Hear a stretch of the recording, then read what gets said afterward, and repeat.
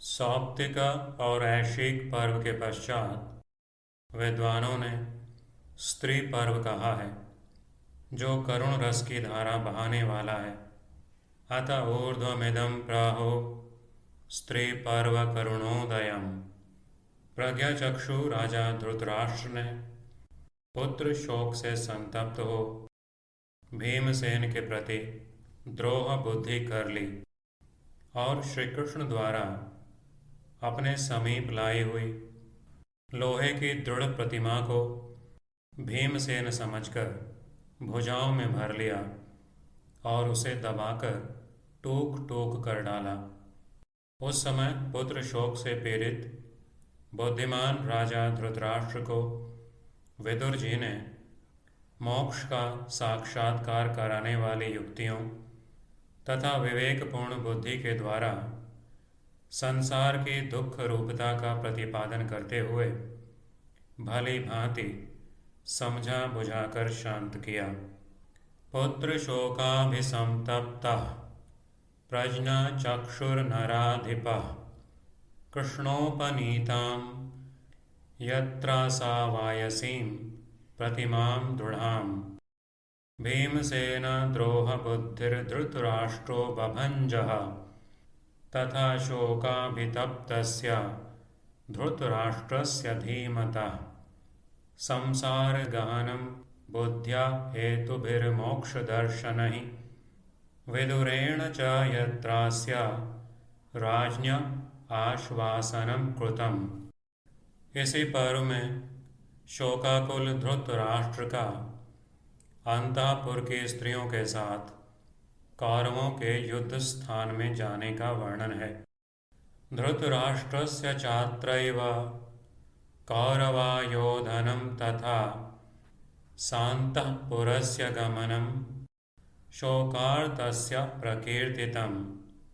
वहीं वीर पत्नियों के अत्यंत करुणापूर्ण विलाप का कथन है। वहीं गांधारी और धृतराष्ट्र के क्रोधावेश तथा मूर्छित होने का उल्लेख है। विलापो वीर पत्नीनां यत्रातिकरुणः स्मृतः क्रोधावेशः प्रमोहश्च गांधारी धृतराष्ट्रयोः। उस समय उन क्षत्राणियों ने युद्ध में पीठ न दिखाने वाले अपने शूरवीर पुत्रों, भाइयों और पिताओं को रणभूमि में मरा हुआ देखा। यत्र तान् क्षत्रियाः शूरान् संग्रामेष्वनिवर्तिनः पुत्रान् भ्रातॄन् पितॄंश्चैव ददृशुर्निहतान् रणे।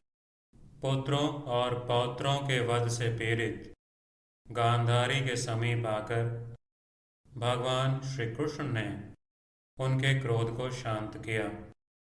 इस प्रसंग का भी इसी पर्व में वर्णन है।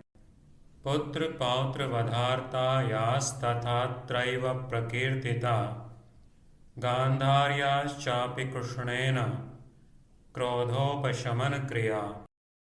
वहीं यह भी प्रसंग है कि परम बुद्धिमान और संपूर्ण धर्मात्माओं में श्रेष्ठ राजा युधिष्ठिर ने वहाँ मारे गए समस्त राजाओं के शरीरों का शास्त्र विधि से दाह संस्कार किया और कराया।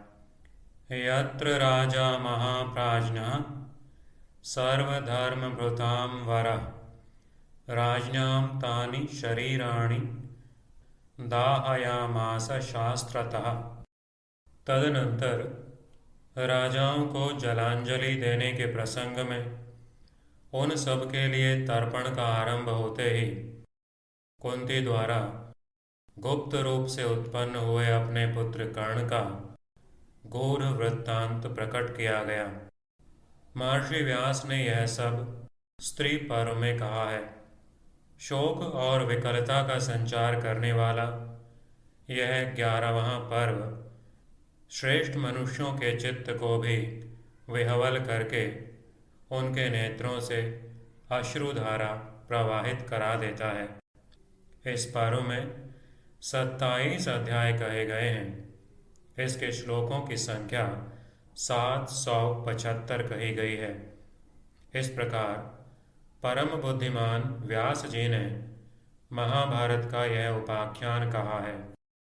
तोय कर्मणि चारब्धे राजनामुदकदानिके गूढ़ोत्पन्नस्य चाख्यानं कर्णस्य पृथयात्मनः सुतस्यैतदिह प्रोक्तं व्यासेन परमर्षिणा। एतदेकादशं पर्व शोकवैक्लव्यकारणं प्रणीतं सज्जनमनोवैक्लव्याश्रुप्रवर्तकं। सप्तविंशतिरध्यायाः पर्वण्यस्मिन् प्रकीर्तिताः।